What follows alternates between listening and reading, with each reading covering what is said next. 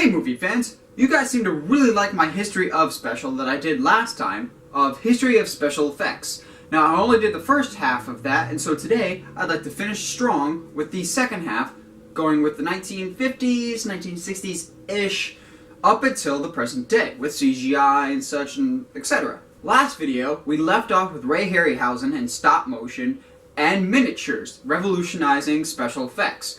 So what big huge film actually utilized both of these older techniques and used them to their full extent?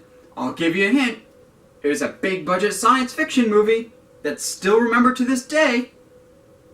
Alright, you think you got it? Let's all say it together. 2001: A Space Odyssey.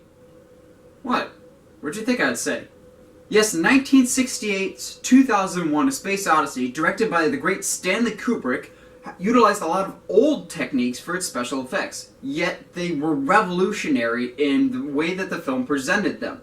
So I guess you could say, in terms of special effects, it's a lot of building what predecessors have done, and then changing that going forward. Now, Stanley Kubrick did not actually want to use the special effects department that the movie studio did. He actually had his own crew for this. He handpicked some certain guys to be his special effects team.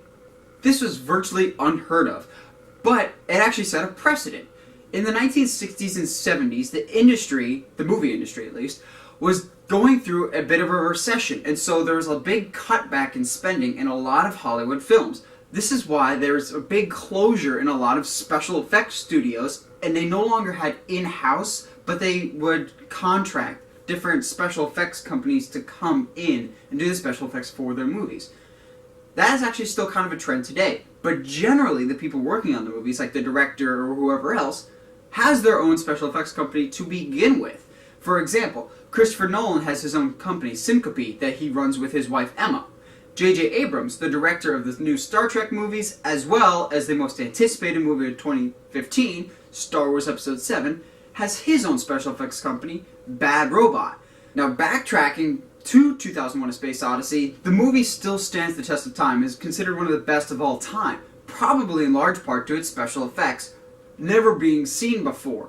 And they still kind of hold up. They're a bit dated because, you know, it's the 60s and stuff like that. But it was huge for other science fiction movies going forward, and that includes arguably the biggest sci-fi movie of all time, Star Wars.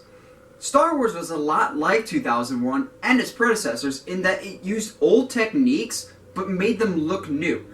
Look at the original Star Wars movies and you think they have this big massive budget, which, to be perfectly honest, they probably did. But what they did was use miniatures. They had all these miniatures that they built. Like the trench run was just a gigantic block of miniatures that they would shoot the camera down on a dolly and just roll it down the sidewalk while filming these things going down.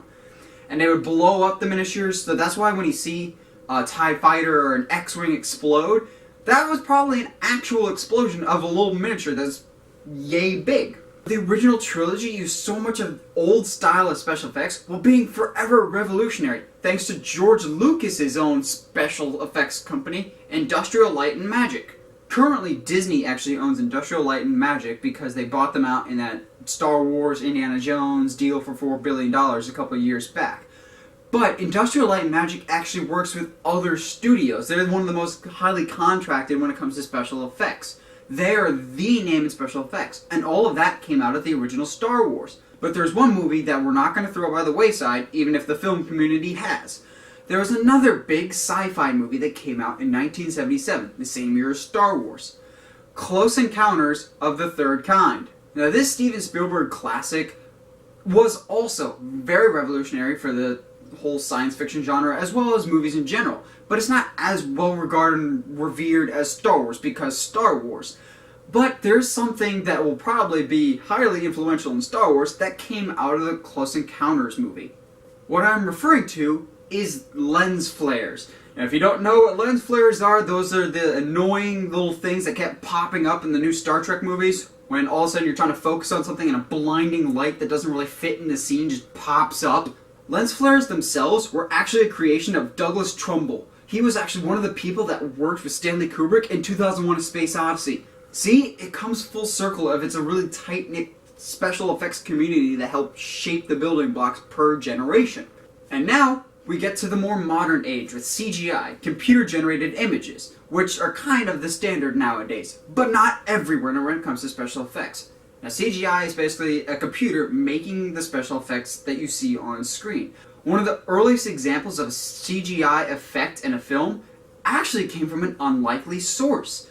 The young upstart known as Pixar. Yes, the animation company that now is a part of Disney was responsible for the first actual bit of CGI in a live-action movie.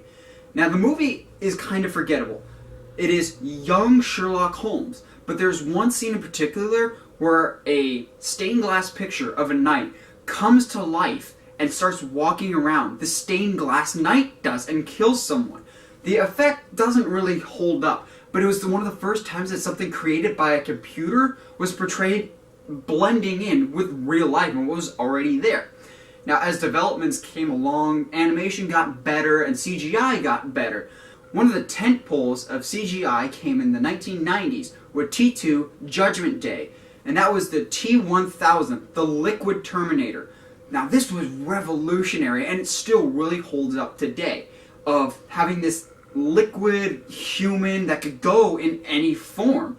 And it looks completely real and blends in with this universe. Now, James Cameron was the director of T2, and we'll eventually get to another one of his famous CGI films later. But he loves his CGI, and this by far is his best film and best use of CGI in my opinion. Lastly, when it comes to CGI, one of the most notable films, obviously of recent memory, is Avatar. Now, I'm not here to proclaim that Avatar is the best movie of all time. I know there are some people that will say that. But when it comes to visual effects and CGI, that movie's unmatched. It is gorgeous. It really blends humans with computers incredibly well. And you can't tell which one is which at a lot of times.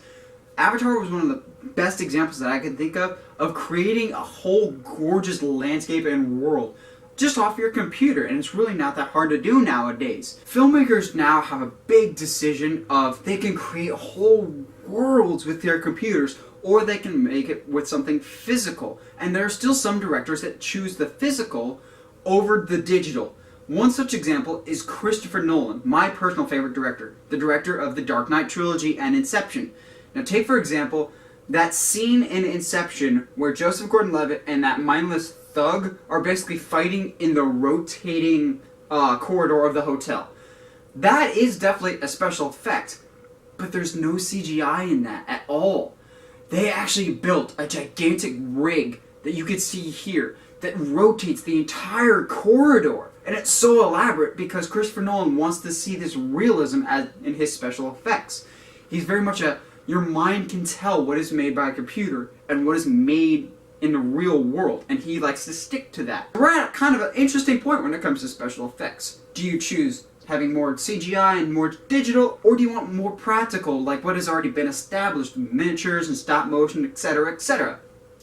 Well, I hope you enjoyed this journey look at special effects. I know I did. Let me know in the comments below. What kind of videos would you like to see me do for future histories of?